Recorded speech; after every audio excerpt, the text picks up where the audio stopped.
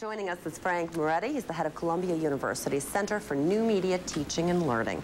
And where do computers fall in practice with your business?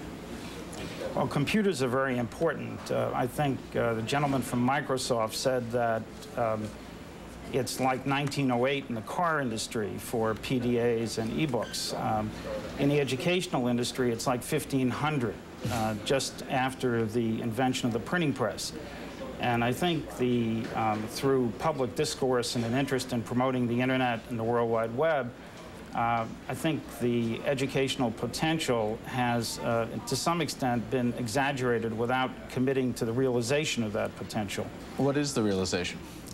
Well, so far, if you think about the web and you think about the way people talk about the web, they talk about browsing the web. They talk about surfing the web.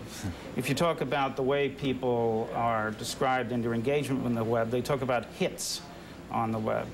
So it's motion, movement, surfing. It's being on top of things. And if you think about what's important in education, it's engagement, it's critical analysis, it's penetration, it's the construction of meaning.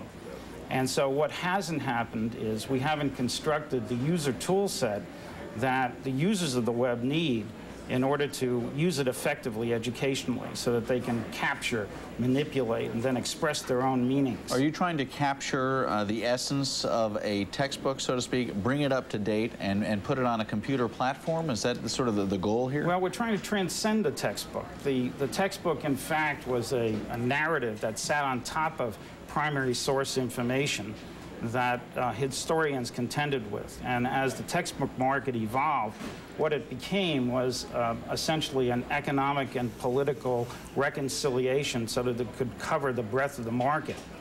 What the technologies allow us to do is to have access to the primary source material that historians and scholars themselves use, whether we're in the K-12 environment or the university environment.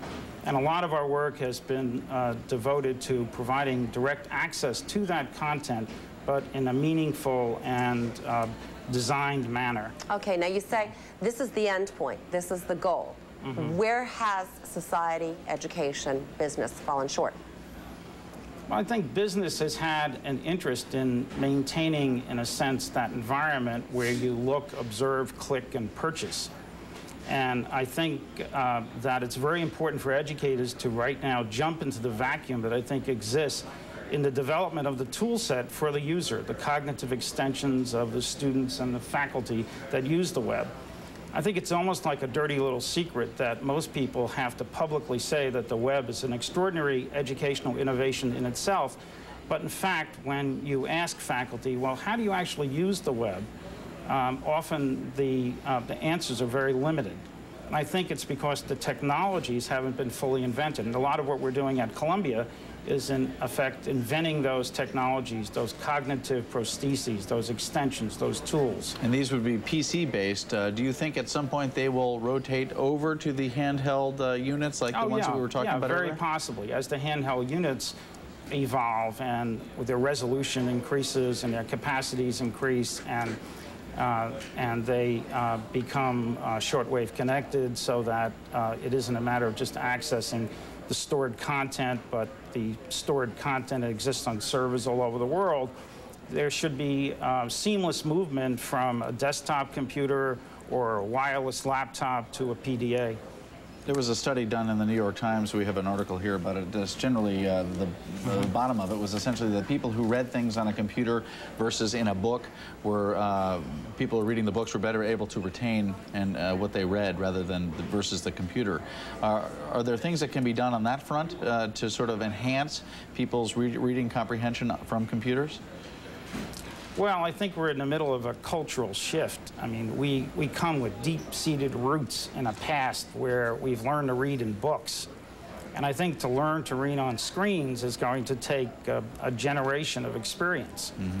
And I think the technology also will morph and change and accommodate that even more. I think Microsoft Reader is making the effort to make, in a sense, the print and the style of presentation more acceptable and accessible to the reader.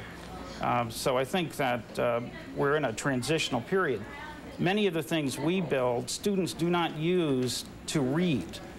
They read the hard text, and then they go to the environments we build to study.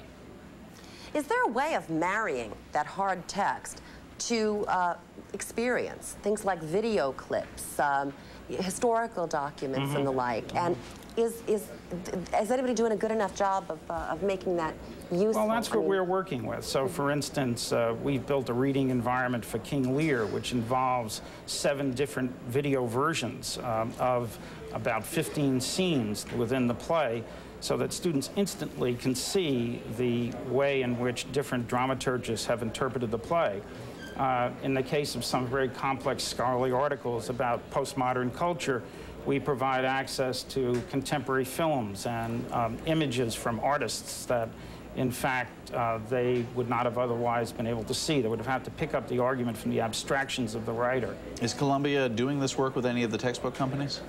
Right now, we're not. Basically, we see ourselves as an in-house workshop, and the faculty bring the discipline and the intellectual content, and we try to make things together. Is it your intent or a possible outcome that you might actually make some money from this? Well, we directly will not make money. Our primary mission is to invent and to serve the internal university community. Columbia, on the other hand, has an active group called Columbia Media Enterprises that is interested in essentially looking for opportunities within the university for providing transit to the commercial sector, and has in fact done that in a number of instances very successfully. You've given us a really interesting look at the future of education. I want to thank you, Frank Moretti of Columbia University. Thank you very much. And that wraps up Ahead of the Curve. Have a great weekend.